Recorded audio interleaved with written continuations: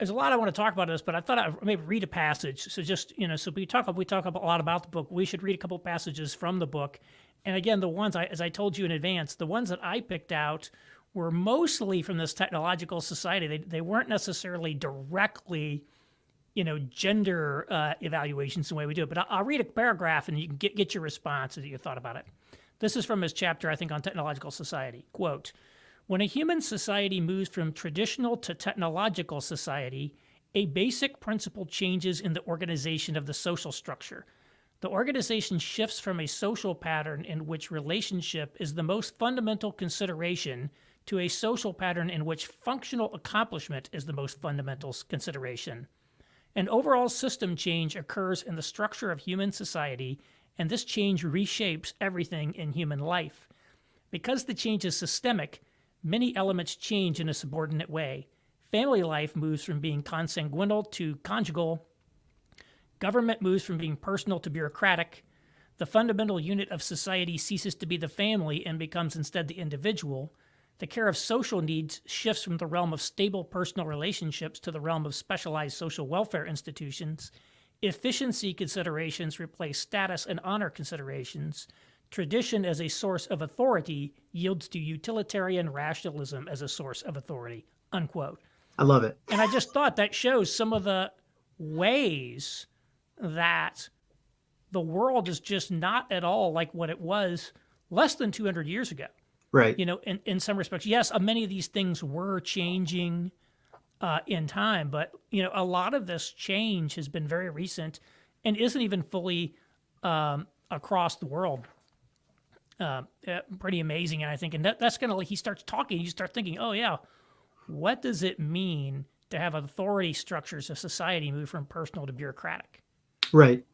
Well, one of the things that particular quote gets across so well is an idea that I think Christians have, especially evangelicals, I think, have had a difficult time understanding and embracing.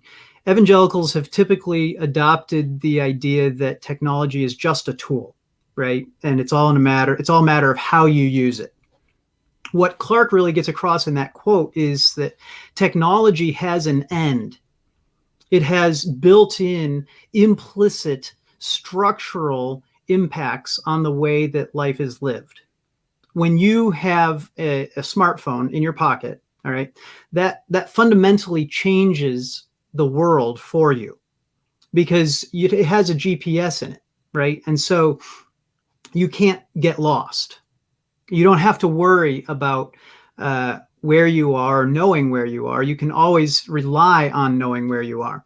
Well, that's not something that anybody could take for granted until that tool came along. And so now all of a sudden life is very different.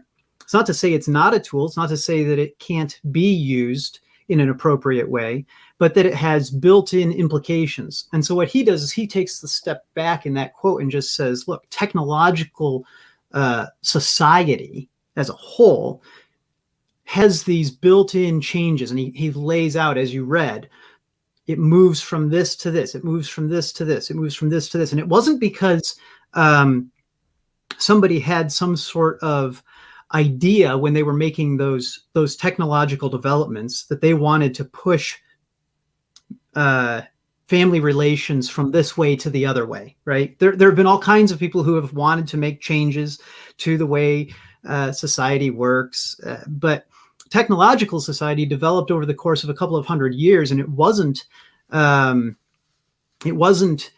like all of those changes were the goals.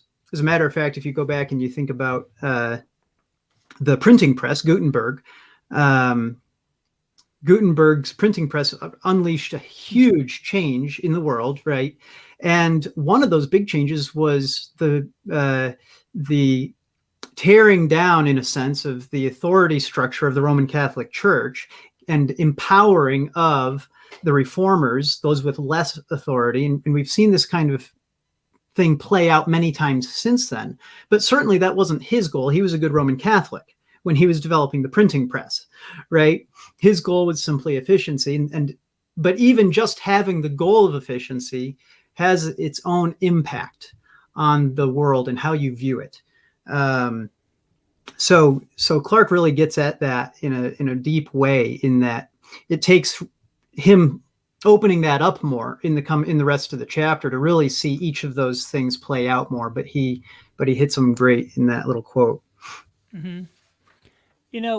He goes through many implications of society for that. Even especially like its impact on the family, how the family is impacted by technological society. And I really think we talk about how the family is weaker today. It's hard to maintain stable families. It's hard to the marriage rates are down, fewer kids, and he really gets at a lot of this. And so I'll read another quote. There's so many here. I don't know that we'll get to them all. I was actually looking through. When I read books, if it's on a Kindle, I just highlight it and transfer the quotes. If it's in hardcover, like with this one, I flag all the passages I find interesting, and then I go back and transcribe them later. So I've got massive amounts of transcribed quotes, and I was just reading through my transcribed quotes from this book for this thing. I'm like, man, I got to read this book again. This thing is killer. But Here's one. He's talking about one of the implications of the transition to technological society in terms of emotional support of the family. The nuclear family life tends to be unable to carry the heavy burden for personal and emotional support that technological society lays upon it. Technological society is dominated by functional situations which demand much from the individual and give little in return. Since the kinship network is no longer strong enough to assist, and the other stable relationship groupings have weakened or vanished, the conjugal family must shoulder the full burden of this support. In addition, the absence of other family functions tends to make this one function of emotional support the focal point of family life. This emotional intensity produces a strain on the conjugal family, which it is not always able to cope with. And I really thought that was, again, powerful. You think about like the family used to be embedded in all these stable networks. The family used to do a lot. It was a functional relationship. It wasn't just an emotional relationship. We were engaged in the process of farming and making clothes and food. Economic production was in the household. The social safety net was households. Education was in the household. Elder care was in the household. So many things were in the household, and now the household doesn't do much. Yeah. And it becomes burdened. The emotional relationship between the husband and wife and with the kids is the linchpin of that relationship. So there's a movement among some to, get some of that stuff back, right? By moving out to the country and trying to make a sort of a homesteading, make the home and the family economically productive again, right? Which, I mean, hey, I want the family, I want the home to be economically productive beyond simply going out of the home, the man going out, or the man and the woman going out and making money and bringing it back. Absolutely. Let's try to do that. But it's an example of the kind of his vision of what the bigger issue is really demonstrates the flaw in that, as he says that when the entirety of the emotional weight rests on that relationship, right, rests on the family, you end up with strain on the marriage. And going out into the country and restoring the some sort of ability to have an economically productive household doesn't change the rest of society, doesn't make your family part of a larger group, doesn't make your family part of larger network or a tribe or a clan, right? And so really what you run into is a realization that once again, it's not enough to sort of latch onto one problem and say, hey, you know what, it's not that hard to fix that. We can fix that. Well, you're still missing a huge amount of the structure that needs to be in place. And so what you have to ask yourself, if you're a man thinking about doing that, right, is do I have what it takes to be my wife's only friend? Wow. Or you put it like that, it's a very different idea. Yeah, and probably you don't, and most men don't. And if you've never thought about it, you should think about it. And if you are your wife's only friend, that's a problem. Your wife needs friends, and in particular needs female friends to help bear some of that emotional weight, and so that she can help bear some of their emotional burden. Man and woman is not, when you think about leaving and cleaving, a husband shall leave his father and mother and be united to his wife. It's not to the exclusion of suddenly, that's all you are, right? That's a very modern idea. And that's what Clarke is pointing out here, that itself is a consequence of this huge shift from the Industrial Revolution. And in and of itself is not healthy. So he really first makes the problem seem much bigger than I think most of us have realized. Many of us have latched onto one problem or another. I brought up dating as this is a messed up system, right? Or latched on to the fact that you don't get to take your sons to work with you anymore, and that's a problem. Maybe they could work with you if you started carpentry or something. Hey, more power to you. But that's just another tiny little part of what has changed in this world, and by itself reversing that doesn't accomplish as much as we think it does, which is why when Clarke is so comprehensive, and you say hardly any, some of it just, you don't even see what it has to do necessarily with male and female or gender or sexuality, and all of a sudden you're like, okay, wait, this is structurally gigantic. There's no way to simply back out of one little part here, one little part there.